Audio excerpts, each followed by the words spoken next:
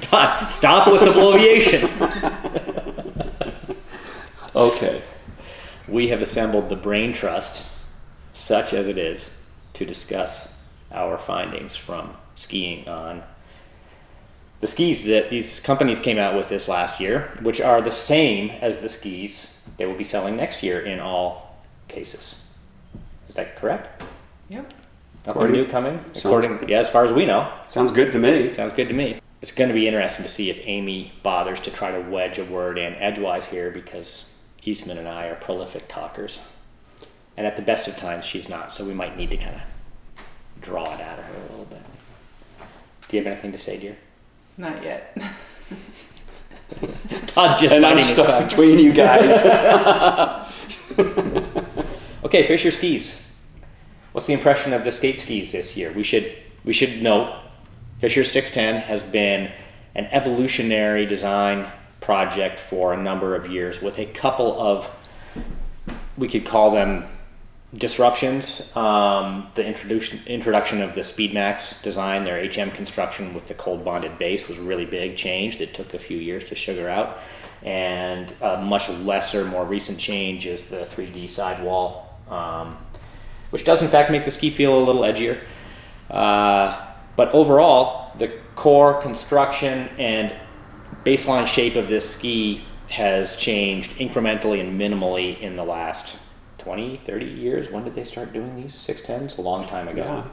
Base material, very, very slow changes, if anything. It's still the 28 base on the Plus ski. This is a very stable product line, and one that has somehow managed to stay ahead of the revolutionary changes made by other companies every step of the way, or at least stay abreast of. So what do we feel this year? Amy, you first. So, in my mind, probably Fischer changed the least from last year. It was, as far as I could tell, no changes from last year. When they came out with the 3D last year, I was really excited. It felt like for Fischer, a bigger step than they have taken. It felt edgier, a little lighter, but still all the qualities that make Fischer a great ski. You know, they like to go fast, easy to ski on, easy to get on edge. I'm a big fan of Fischer skis, so. To back up to something you said, you mentioned lighter weight. Mm-hmm. With the introduction of that 3D ski, they did remove the screw retaining material from the core of the ski, which accounts for a significant, minor but significant weight loss in the ski from previous generations, but also means you can't screw a binding under them. And with that 3D model, I forgot to add, they felt a little poppier and springier, which Fischer typically, you don't think of it as being a very springy poppy ski, but they got a little more pop. A little more snap at the end flex. Yeah. Do you think that had anything to do with removing essentially damping material from that bridge? If that the screw retaining material they had in there was like a mix of sawdust and epoxy or something. It was like peanut butter, and they injected it in actually very precisely over time. It used to just be smeared in there, and then it was put in really precise areas where the screws would go to support the screws.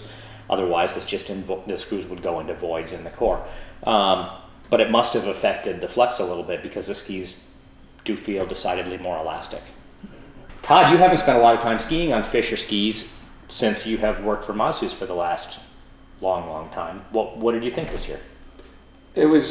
I got to ski these a bunch in fairly cold conditions, but I was really impressed. It was stability in almost all conditions. It just wanted to roll along, just steamroll through. And it was really predictable. So, I could turn my brain off and just ski, which, sometimes it's good for you. It had phenomenal base for cold weather. It struck me. It just wanted to run. Cold, sharp crystals. And that was just a joy to ski in places where, other skis might run. It was a little slower. I also like the choice. I could ski the ski in a quick, powerful manner by being up high, or I could just kind of squat down and just take long, powerful strokes. So it skied pretty much from any position I wanted to ski from. I was really happy. And then I thought it was slightly heavier than some other skis, but it just made up for it, and it's just total and utter reliability across all snow conditions. Reliability. Yeah. For me, they feel like Fischer skis have felt all along. Again, the evolution has been incremental. I know what you're saying, Amy, about that increase in elastic snap. They still feel like, in my experience, the deadest ski, I tend to look for a little more energy and rebound outside of that full weight overload state, and the ski doesn't provide that. It's the design, and I think that quality gives them a lot of the positive qualities that Todd's talking about in terms of their versatility, stability, ability to ski from a really wide range of positions. I didn't find them blindingly fast this year very often in comparison to the other skis, and I do feel like they have been reliably among, or often just straight up, the fastest skis we've put on the snow, and they were in the mix, but never found them to be off the front this year in my experience. Fischer's just, they've stayed the same, incrementally getting better. And Todd mentioned the cold weather performance being really good. Was that on a plus model ski or a cold model ski? it was a cold model ski. Okay. Yeah. Yeah. I think possibly the issue of its full-on speed might be compensated for by its just, again, the reliability. Yeah. To be able to stand on it at any level of fatigue and move. Yep. Overwhelmingly, I continue to feel that if a customer comes to us looking for a really high-performing World Cup level ski, and we don't know the customer, and they don't have an opportunity to test a lot of product, and they want something that's going to make them happy, they will absolutely be thrilled with whatever latest production Fischer's going to offer. At least once production has stabilized. So, for instance, when Speedmax first came out, there were a season or two where, in many conditions, the old carbon light construction, which was really refined and kind of drilled down to a very high quality product, outperformed the Speedmax. They got to find their equilibrium. This is true of every single brand when we see a new production come out. But this is a very stable product at this point. Yeah, in my mind, I kind of think of Fischer as being historically the gold standard by which you're judging. Have to agree with that. Everything else. There you go. Okay, let's move on then. We should talk about Madshus because that's next in our lineup. Amy, you introduced Fischer very well. What do you have to say about Madshus? Madshus was the most exciting skate ski I skied on this year for me. And because both Zach and Gunnar are big Madshus fans, I tend to not be a big Madshus fan because someone has to represent the other brands. That said, this year, every time I raced, I picked a Madshus ski. And I feel like they took a huge step forward with those laminations in the front of the ski. And it just felt like a torpedo. There was no dead spots in that ski. They just felt like they wanted to run really, really fast. And so, easy for me to get on edge. They're not the most stable things out there. So if stability is a little bit of an issue, maybe not the best choice, but they were really, really fast. I thought they were awesome. Todd, long time skiing on Madshus, you know the brand very, very well.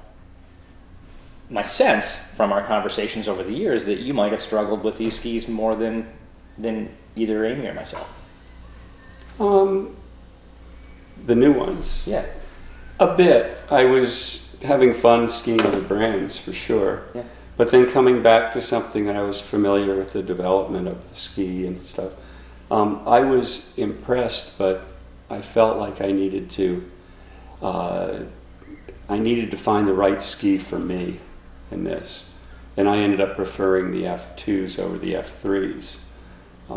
Partly because I got to ski enough this year that I got strong enough where I could manage that camber really effectively in all conditions. So I had to rethink the way I'd been categorizing these skis for warm or cold conditions, and instead it was take them both out and see what runs the best that day. We need to pause here as you Yes. brought this subject up and really discuss what differentiates F2 and F3. The one really visible element of that is the groove configuration. I brought a couple pairs here so that we can show that off. The F2 has a shortened groove from previous models, but still runs up onto the foot. Hopefully this is visible on the video. The F3 has a groove only in the tail of the ski. It ends right here at the foot, and from underfoot all the way off the tip, there's no groove. Tell us about it. A couple years ago, they started experimenting with the groove, and the grooves had disappeared from alpine skis some 30 years ago with no impact on performance, in fact, increased performance.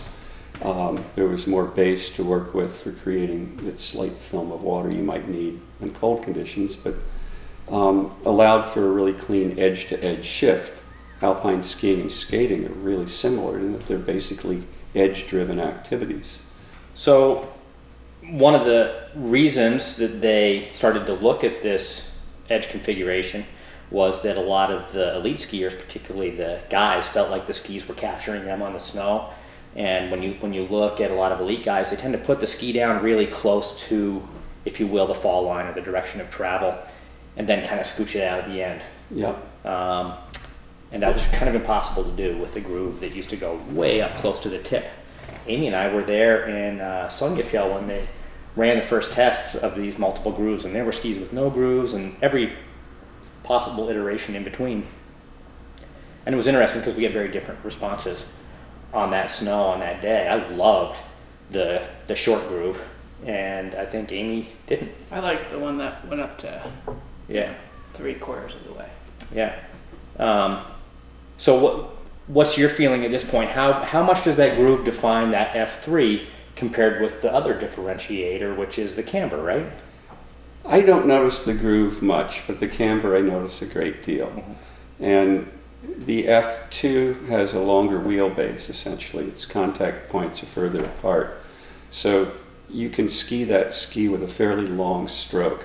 And the ground contact is longer as well, right? Exactly. Yeah. It's as good on hard snow and can be quite good on very, very soft snow. But in moderately soft conditions, the F3 will probably be your choice. In very, very soft snow, you like the F2 because of its flotation? Exactly. Okay, and so that would be more like slush. And its resistance of the tip to deforming. Okay. So, but the F3, what the F3 really honors is that really good classic skier that knows how to get on a flat ski and keep it tracking before they really pop onto the edge. Yeah. I like skiing on the F3.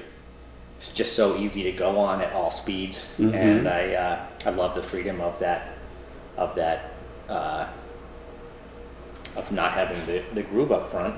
If I had to pick one, it would clearly be that. And yet, I'm overwhelmingly writing orders for the F2 with the longer groove, simply because when you do encounter those unstable conditions, you can't get the fact that the groove is missing out of your head, and it starts to become the reason that you're having a hard time standing on your skis, even though everyone else is in the same boat. I think ideally someone should have both, but upsell. Of course, because they fulfill two different needs. But if you just are going to buy one pair of skis, the average skier will probably prefer the F2. This is tough though, because people are programmed by us and others to buy a cold ski and a warm ski, and this F2 F3 thing doesn't break down cold and warm.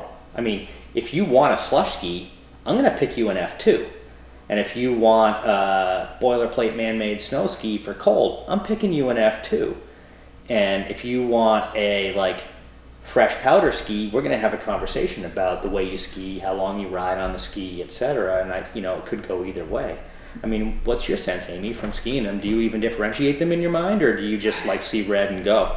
I see red and go. I don't really feel a huge difference in the different models at all. I mean, I just hop on whatever you have waxed up and pick the one that's faster. And I assume you have F2s and F3s in there. But that's not what I'm paying attention to. Yeah. The other place where there are differences between skis is in the number of laminates included inside the ski, and Madshus doesn't talk a huge amount about this. During the development process, at one stage we felt like the F3 was going to end up being a single laminate ski and the F2 would be a double laminate ski.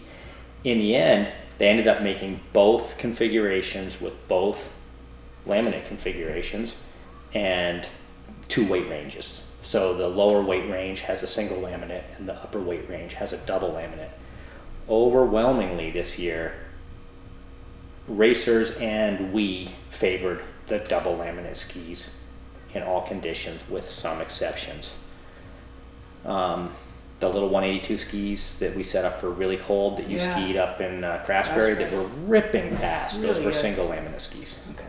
But that makes sense. That was so cold. Yeah, and the single laminate ski is gonna Yeah. just sit closer to the snow, lower those angles, and, Yeah. and we had a kind of a prototype grind on that thing that might have helped a little bit. Todd, on the other hand, you had a bunch of skis with your name on them that were repurposed for you, that were single laminate skis. They just wouldn't hold the horsepower that you put through them. And this is Todd Eastman we're talking about, so the horsepower is like, at one point in time, considerable, but have you seen? He got old. Thanks, Zach. Yeah, no problem. It's one of the things with these skis is that you can ski them from a very high forward position, which gives you the ability to drop quite a bit of weight onto them at your choice instead of just pushing. And that's where I found that the single laminate did not hold up to when I would get up high and drop onto it. That was my take. But they do reward that high forward position really, really well. My sense is that the laminates have less to do with the weight of the skier and more to do with the skiing style and energy and the conditions, if you will. I would put a more passive skier on a single laminate ski, or a really specialty ski for perhaps ultra soft conditions, like really soft conditions, or quite cold. But otherwise, I prefer the double laminate skis. Yes. Madshus has a new base material coming out. It was hard to miss at World Championships where it showed up bright neon green on the snow. It's a clear base, and their marketing team got right on marketing it as a fluoro-free base. This is interesting because, of course, at World Championships, the thing was loaded with fluoros, and yet I had consumers telling me unequivocally that it was proof that you could compete at the highest levels without fluorocarbons. And I'm just like, no, that's not what's happening. Great job by the marketing department there. I mean, brilliant. What a rollout. Well, people wanted their ideas affirmed. They do, as always. So, yeah, I can't wait to test those skis. Clear base skis in the marketplace are an infrequent solution, but almost a must-have because they come into play during championship season. I mean, how often do you see a World Championships or Olympics or even a Junior Olympics or NCAAs where it's just not a meltdown, gross, dirty, cruddy snow? About maybe half the time. But half the time, it's the conditions define the event. And these are really critical tools in those conditions. And prior to this year, I think I felt really strongly that we just couldn't answer yet what fluoro-free racing that we're really in the midst of in North America was going to demand of base material. At this point, I think we have enough information, even though it was a decidedly cold winter here in the East, to suggest that, yeah, the clear bases in fluoro-free are going to be a bigger deal and really necessary. There are still fluoro materials in many of the bases that are being produced, and this raises issues of comparing skis in fluoro-free conditions. Madshus is producing skis with no fluoro additive in any of their bases and has been for a while because that's where they're getting the best performance.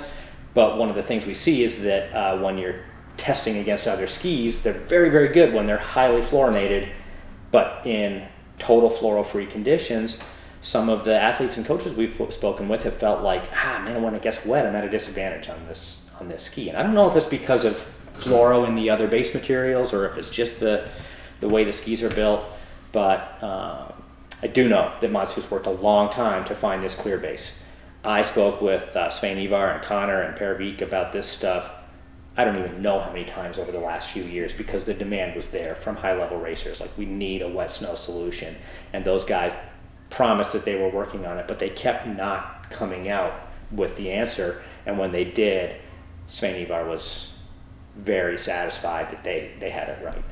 Was that put on an F2 or an F3 chassis? I'm assuming that was an F2 chassis. We should Uh-huh. contact those guys. Yeah. But in those conditions, I feel like the F2 sits higher in the snow and it's just better. Yeah.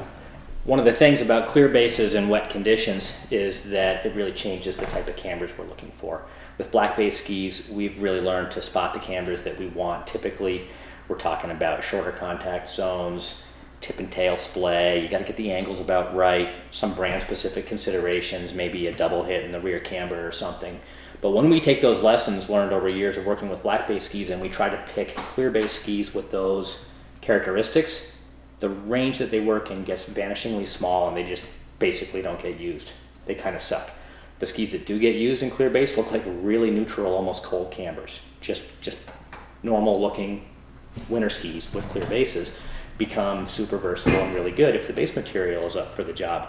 And so the big question is this new base material from Madshus up for the job? Well, Svein Ivar says it is, and he tested a lot of clear bases, and there was a big demand for them, and this is the one that they decided to produce, and it hit the ground and started producing results right away. I would expect that it will behave similarly to other clear bases on the market and do best on a pretty neutral camber, and I think the F2 material and camber design will end up being where it shines. I might be wrong, we'll find out. We have to get our hands on them early in the season so we can figure out the range of these things. Also, they could be good in cold conditions. We don't know. They've tested them. Okay. I talked to Vik yesterday. He said in fresh snow, cold snow, they're not very good, but the range is wide. They pick up early. Okay. Madshus had a clear base before, and it was one of the very, very narrow range solutions out there, and they came to market with it a little too aggressively and a little too quickly. They introduced their wet ski as a clear base only model, and that was a mistake. They shouldn't have done that because the range wasn't good enough.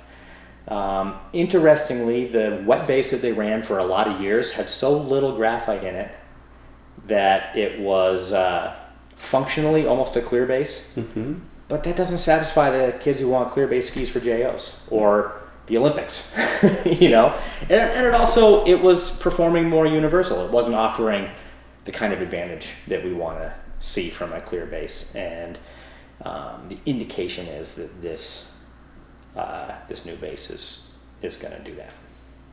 Well, it'll sure be visible. It will sure be visible. It will. Salomon skis. We might as well continue our streak of giving Amy a chance to talk by inviting her to comment on Salomon. Salomon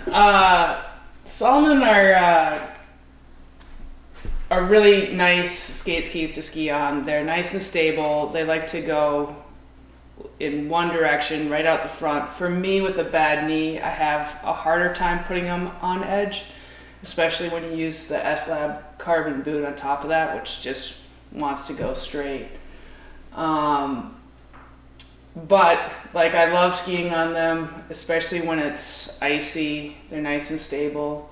The other thing I really like about Salomon are their 3 different base materials, which I think out of all the brands probably doing the best job with the 3 different base materials, and probably make it, you know, especially on their cold and their wet base materials, I think they really excel. But And the other thing I like about Salomon is I really like that ProLink binding. I feel like that connection to the ski is the best out of any ski. It's just really tight, it's secure. I feel like the ski doesn't feel floppy under your foot, so. Eastman, first time on Solomon's this year for a while, right? Forever. Yeah. So what did you find? Super stable under horrendously gnarly conditions. You got it in. You got gnarly in. You didn't say gnar. It wants to fly through the nastiest of trail conditions. Yeah. So it's really stable in there, which is nice because a lot of our customers live in places where the grooming's not perfect. Yeah. And it's nice to have something that's reliable and fun to get out and ski on. You know, we've gotten away from those days of, oh my God, it's so icy. What am I going to do? Now we've got some really good product for that. I think these skis are really fast if you ski them midfoot, and you can even scooch to the heel a little bit. They really want to rock it at that point. And I felt as though I could maintain a really long edge push off on them. So I could start that ski fairly light on my energy on the push and expand that energy towards the end of the push and get big rewards for that. So they ski completely differently than the Madshus does. And I really, like Amy was saying, the binding was really nice on them. There's no binding plate, so you were right on the ski. And that saved weight, but you could also feel the ski underneath you really well. So I was impressed. I had taken out and tested I think it was a universal base on those in those cold conditions, and that ran really well. So I would echo what both of you have said. I think we're pretty much on the same page here. That base program from Salomon is the best in the industry, without question. They have 3 amazingly good bases. The only knock is that the universal and the cold base are a little more prone to taking on heat-based destabilization, where you start scraping black wax shavings away, or the base gets a little mottled. In many brands, this is a sign of damage that will harm the performance of the ski. It's a pretty normal occurrence on Salomon skis and doesn't necessarily have negative implications for the performance. So I don't worry about it that much, but I don't love working on them for that reason, that, you know, the base often ends up looking uneven even though you've done everything just right. Would that change in the realm of having more liquid waxes? The amount of time that you're putting the iron to the ski is diminished. Yeah, for sure. There's no question of that. But there are a lot of people who are eager to really get rid of the iron altogether, and in all the testing we've done, and this would be the subject for a different video. Yeah. I don't think the iron's going away personally. I think it really is a possibly even more important part of the buildup of really fast skis in a floral-free environment. The procedure and base work that you do to set things up, and you found this yourself with your own testing early season, was that when you went through the steps very, very conscientiously, including the application of heat, that it was a game changer. The irony was not lost on me. You see what we have to put up with?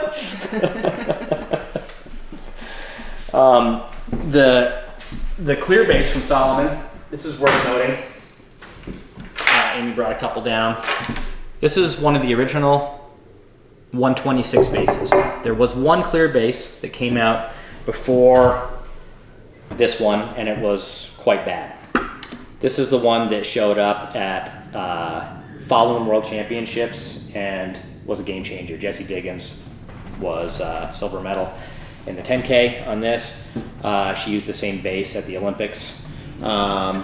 This is the classic ski, and it's got a whiter look. And I should grab the skate ski. There's one over here. And the skate ski has inlaid black material on the edges, which give them a little better edge release in cold snow. What's important to note is that the color on these things is all backing sheets. It has nothing to do with the color of the base. The base is transparent. The black along the edges is a black base material. This is the most versatile transparent base that I'm aware of in the industry, particularly in its ability to deal with dry, cold snow, not maybe new snow, but like desiccated, dry, man-made. This was the base that Diggins used for an Olympic gold in that team sprint. And that wasn't wet conditions. So it's a really interesting base material in a whole range of transformed snow conditions. And the black edges there give good edge release at peak pressures. None of these clear bases do really, really well with super focused pressure. I think this is also why the cambers need to be a little more spread out. But that edge is an interesting feature there. Does man-made snow constitute the transformed snow you're talking about? Yeah, sure. Okay. Brand new man-made snow usually acts a pretty close step toward transformed right off the bat. Okay. Yeah, it doesn't have the dendritic crystallization Yeah. that natural snow has. With regard to the way the skis ski, again, I'm going to echo what you guys have both said. These skis really, really want to be skied from a more conventionally powerful position with more glute and quad force employed and less kind of like body weight manipulation. They're a great ski to kind of like get into and just boom, boom, push like that. Whereas they're not a ski to dance on, in my opinion. Strong bikers wanting a pair of skis. Oh man, yeah. would love these things. Absolutely. Yeah. For sure. In terms of the camber energy, it's interesting. I find that they sit right between the Fischer and the Madshus. They definitely have a little stronger material and therefore can carry a little longer bridge behind the foot, which gives you a little more elastic snap than the Fischer ski, but not quite the camber design and bridge characteristics of the Madshus. It's a very, very different ski. The Salomon skis are designed to be skied predominantly weighted in the rear. The other two brands have more even weighting fore and aft. And the Salomon ski likewise has a much longer pressure distribution in the tail. We've played with trying to find skis with a little tail release because in both Madshus and Fischer that can be a great characteristic for building speed and motion. The Salomon skis don't function well with that characteristic. They really want that longer tail pressure. And that's been confirmed talking with some of their World Cup guys who are picking skis for the Americans and for sure Rota and a bunch of different people that, these skis with the longer tail pressure are really where it's at with Salomon. So it's a pretty different ski that offers really, really great characteristics for the right skier. They do amazing for us at that early season Craftsbury demo, which we're really hoping gets back to normal this year because that's a lot of fun. And in those early season man-made boilerplate conditions up there, these things are lights out. They're fantastic. Do we need to go back and talk about personal preferences, or is this approaching the realm of redundancy now because we sort of did delve into that? I think that's probably we pretty dealt good. with it without getting ourselves in trouble. Yeah. I mean, Yeah. the personal preference thing is, I want to be careful in that one. Yeah, for sure. I've got some really strong opinions, but they're Yeah. mine. Right. Right. I was just really impressed with how all three of these brands stacked up against each other.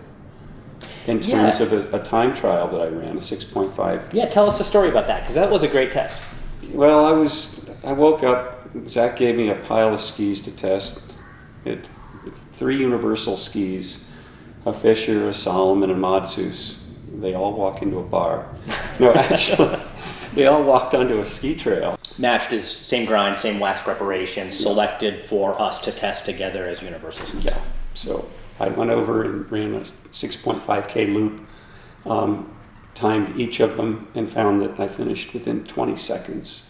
All the skis tested really close. Yeah, not a big difference. And I was blown away. I came in with some opinions and what I thought would work, and what I took out of it was that they were all really good skis. They just excelled at different parts of that loop. Yeah. There was considerable climbing involved. There was sketchy descents involved, and then a fair amount of rolling flat stuff to top it off. But they were all really good to ski. They were fun, and it was fun to go as hard as I could and turn my brain off and not think about what I had to do on them. I just went fully reptilian, and it worked.